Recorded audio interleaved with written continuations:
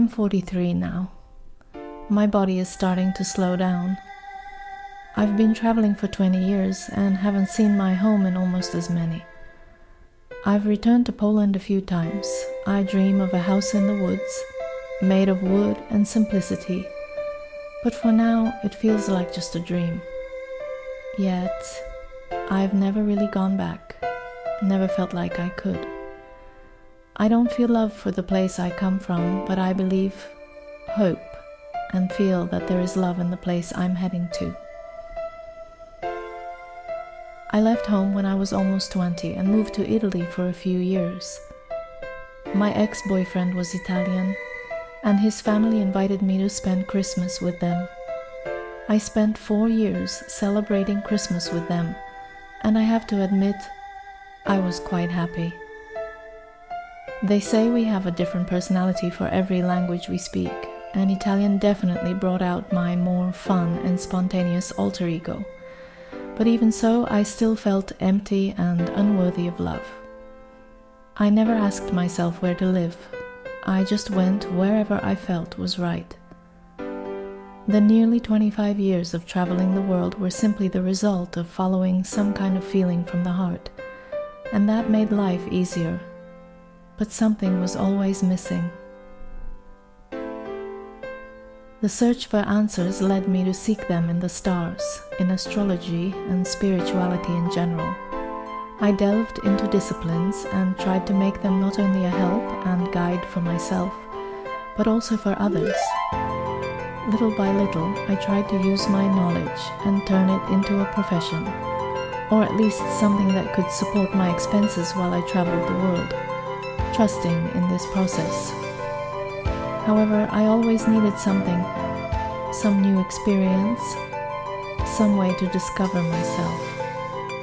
Traveling until now was the only thing that could somewhat fill that pain I carried with me since I was a child. I had an uncle I loved dearly and an older brother who was very closed off, someone I loved too, but who was very different from me and with whom I struggled to communicate. My family wasn't the model family one would expect. My father, in fact, sexually abused me for years, forcing me to flee and seek love elsewhere, where my family had somehow failed to provide the love that every child seeks from their parents. Life took me further and further from Europe, heading west, after Italy, Spain, and after Spain, South America.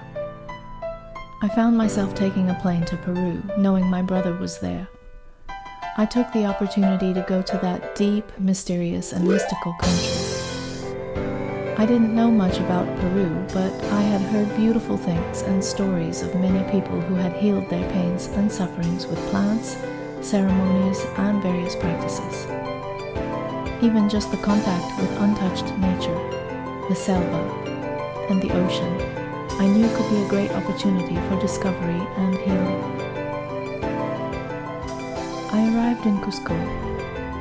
The high mountains, the biting cold at night, and the welcoming warmth during the day. A city always in celebration, in the heart of the Peruvian Andes. I felt a sense of protection and home. Finally, I felt like I had arrived at a place where I could be myself, where I could take care of my body and spirit. I took some time to explore the surroundings of this sacred place, the Rainbow Mountains, Machu Picchu, the ruins around Cusco, Pisac, Urubamba.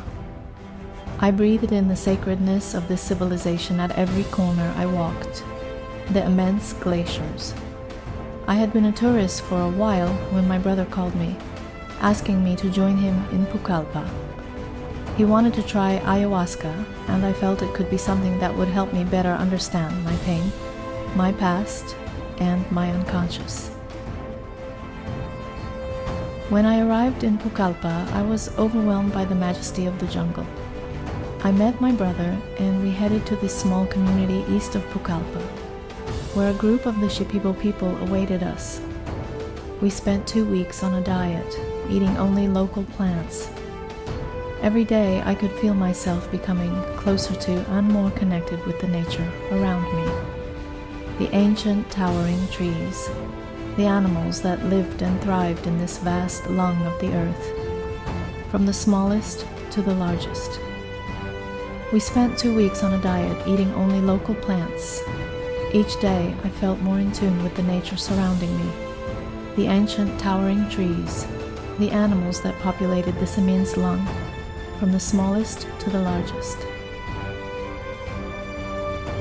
On the day of the ceremony, I felt like I had already understood a lot about myself and how my past had influenced my life. It was a deep night, difficult, but at the same time illuminating and clarifying. My body was tested just as much as my spirit. I saw things from my past with new eyes, and a new understanding of what had happened to me began to take shape within me. I hadn't forgiven my father. No ceremony could have brought me to that. The next day I felt a bit lost. My brother didn't seem to have received, seen, or understood anything special from this experience. I, on the other hand, did.